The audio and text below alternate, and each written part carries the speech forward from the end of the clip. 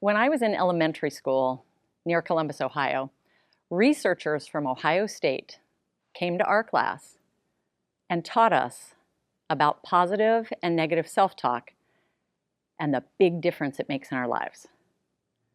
They taught us that negative self-talk was called cold pricklies and that positive self-talk were warm fuzzies.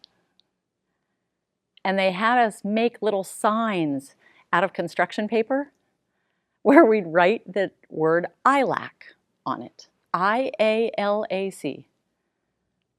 And that stood for, I am lovable and capable.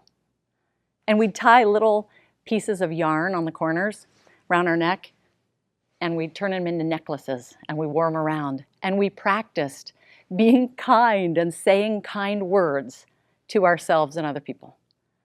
I thought that was the coolest thing in the world. And ever since then, I have loved helping people feel better about themselves and talking them into the fact that already right now, they're lovable and capable and worthy and valuable. And I was really good at it and still am. And that's most of the time what I've done with my work. Now, in theory, I knew that was true about me too, because I wore the sign. I am lovable and capable. But for decades, in practice, I needed everybody else's approval in order to feel safe, instead of just getting it for myself. Two of my mentors, Louise Hay and Dr. Wayne Dyer, taught about things like self-love and that we consciously or unconsciously are creating our life. We are creating our life experiences through our thoughts and our words and emotions.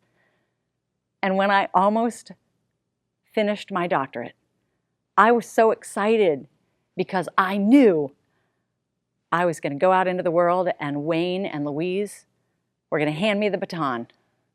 And I was going to go out in the world to teach self-love and that we created our own lives. But during that time, the 9/11 terrorist attacks happened. And 2 weeks after the terrorist attacks, I went to my regular weekly yoga class. And at the end of that class, our teacher, Jen, asked what she always asked. Hey, what do you want to put in the center, in the circle of love and healing? And I said, assuming we were peas in a pod, because we were all at a yoga class, I said, I know, let's put Osama bin Laden into the center so we can help raise his vibration to love. Now, the truth is, I believe that now today more than I even did back then. That love literally transforms us. It can actually heal things. And that each of us is imbued with the power for great change. Not just spiritual leaders, not just spiritual gurus, every one of us. And that the way to access that power is to open that channel through honoring our own divinity and our light and our love and the greatness of being that's inside us. And that the way to do that is to practice loving yourself. Now, the reaction I got back from my yoga class was a lot of anger, and it was hurt and confusion, but the biggest thing it was a huge amount of disapproval. And right then, I took my bigger life and I closed it up and I shut it down, and I went out into the world to teach stress reduction, which is way less scary than teaching the power of self-love and that we have the power to create our own lives.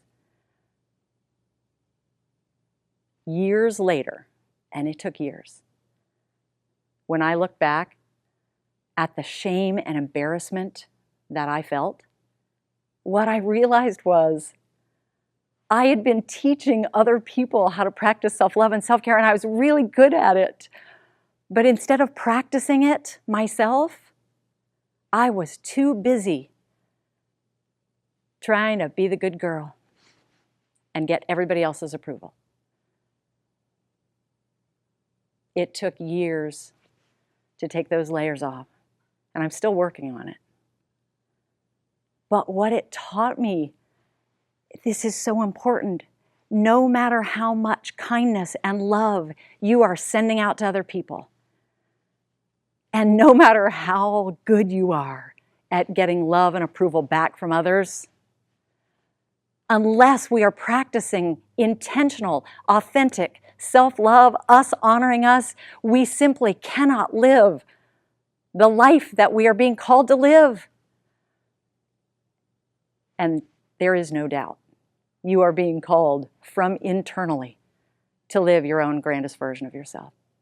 So I want to leave you with two things, a question and a reminder. My question to you is, when did you first stop living your bigger life?